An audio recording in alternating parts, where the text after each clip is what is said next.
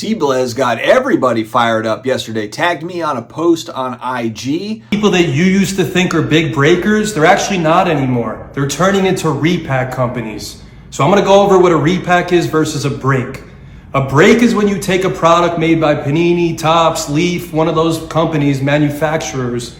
You run it 30 spots, 8-spot divisional, whatever. You take that product and you open it and you give it to the end consumer based on the spots that they bought. A repack, on the other hand, is when a breaker goes out there to a card show, eBay. A breaker's buying cards on the secondary market in order to put it in a product that they make themselves. And this is why a repack is bad. It hurts the card shows because they're paying the strongest percentage. A lot of the repackers pay 80, 90, even 95%. And me, a person who just wants to go out there and buy some singles at 80, 85%, the dealers won't sell it to me because the repackers are paying a high number. So it hurts attendance at card shows in that way. It hurts the end consumer because when the repacks pay 95%, what do they need to charge now to make money themselves? They're putting it into a product at 140, 150% of the comp, which is absolutely insane. Who's paying for it? The end consumer. We take a look at these companies. A lot of them used to be breaking Panini, Topps, and Leaf products. A lot of them have transferred, pivoted, moved on. I've searched the web. I think overall, that's a big negative for the hobby. Are big breakers actually repackers turning into repack companies? We will dive into it today. Stick around.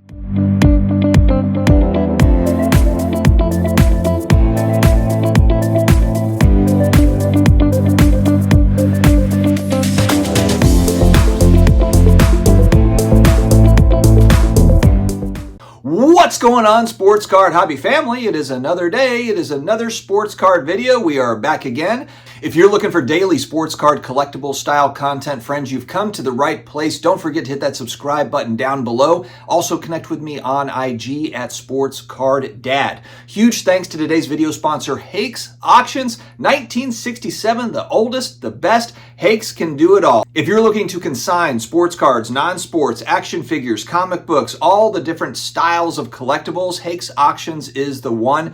Definitely check out the link down below to go to Hake's Auctions. Also, don't forget, you've got really nice cards. Don't forget to protect them with UV protection with a SlabMag. One of the only places on the internet where you can get 10% off your SlabMag order. Affiliate links are in the video description as well as in the pinned comments. All right, CBlez. CBlez and his family are part of a popular breaking company. Blez Breaks, I think is what it is, based in Nevada, based in Las Vegas, I believe. I did meet CBlez out at this past national. Really nice guy. I'm a fan of CBlez. I'm not crazy about the gambling content that he puts out, and I told him that directly when it's like, I'm going to put $4,000 on who I think the next NFL MVP is going to be or whatever. I told him that. I was like, my God, man. But hey, his money, it's his wallet. He can do whatever he wants with it. He has been breaking cards for a long time. He's been a long time hobbyist. You can tell by his passion that he really enjoys cards. He, of course, enjoys the gambling aspect when it comes to breaking and so forth, and always had good interactions with old CBlez. Well, shots fired from CBlez, yesterday? I think he tagged me in a post yesterday,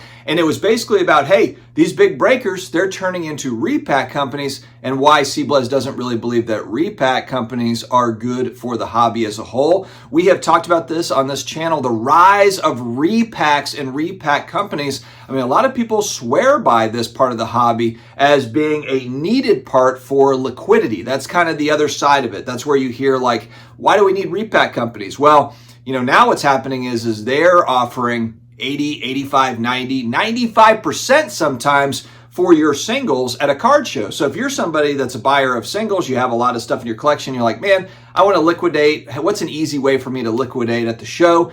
As opposed to just walking up to a dealer or each dealer, hey, do you like this? Do you like that? Well, you can walk right up to Hit Parade or whatever, the repack company, and they will buy the stuff off of you and put it into a repack product. Why have repack products become so popular? This was something that I was wondering because I was thinking, how are they able to buy at 90, 95%? And it's simply because they're able to sell a lot of repacks. The demand for repacks is there. So why has this happened? And for me, it seems kind of obvious. Now, I could be completely wrong on this, but I have to assume that people that have done breaks, that have gotten burned doing brakes. They spent a lot of money, haven't really gotten a lot in return for their brake spots. They maybe moved over to the repack side of things because you still have the gamble of you don't know exactly what you're going to get, but you know that you're going to get something of value for the most part. Now, before I go further, let's be clear. There's a bunch of repack stuff that is complete garbage. There's a lot of people that have taken advantage of this. They've created a $500 repack product where there's $50 of cards in it, $75 of cards in it, or whatever.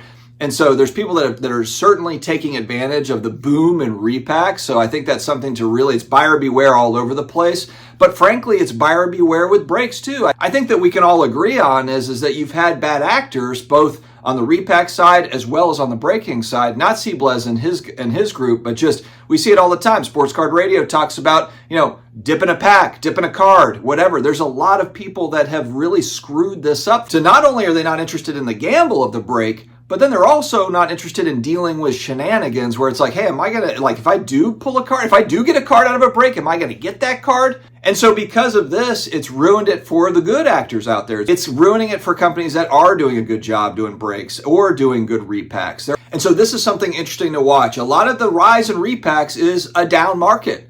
It's a down market where people have singles and they're like, man, I just need to get the most I can get for these singles. I don't know if I really want to run them at auction on eBay. I need money now. Go to the show, find the repack folks, and that's where they're able to get more than they used to be able to get from dealers. Now, think of it from the dealer standpoint. They're also kind of struggling a little bit, and so they're looking to pay 60, 65%. When you bring their cards to them, they're saying like, hey, I can't give you 80, 85, 90% of comps because I have to resell it for something. There has to be a little bit of meat on the bone for me. Well, again, compare that to, the repack company that's like, hey, look, we'll buy it at 95% and we make 140% or 150% on the repack product.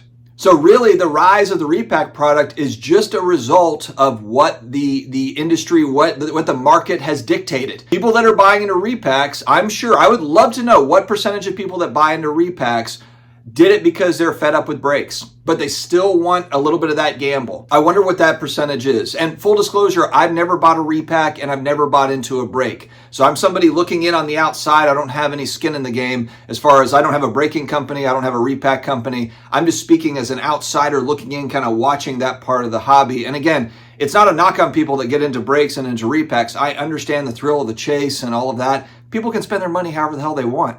But it is buyer beware all over the place on whether we're talking about brakes or we're talking about repacks. I mean, big risk on the repack products. Stolen cards can get mixed in. Fake cards, fake slabs, all the weird stuff that people are like, I can't really sell this as a single. I could slip it into a repack potentially here. So I think in today's hobby, in today's world, if you're going to participate in a repack product or in a break, more than ever, I think it makes the most sense to deal with people that you trust. If you look at a braking company, have they been around for a while? What's the overall feedback? Are people generally happy with the service? And the same goes for a repack. If it's some new guy that pops up with a new repack product, yikes. You have to really prove yourself over time. Be careful out there, my friends. Stay healthy, stay awesome, and I will talk to you again later.